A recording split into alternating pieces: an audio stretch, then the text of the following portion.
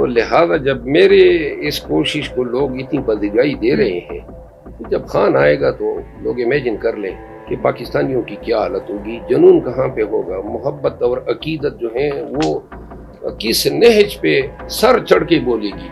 ابھی تو خان کے معمولی سے سپاہی لڑ رہے ہیں، انشاءاللہ خان بھی جلد آئے گا اور اپنے قوم، اپنے ووٹرز، اپنے پاکستانیوں کے بیچ ہوگا۔ تو لہذا جو حکمران ہیں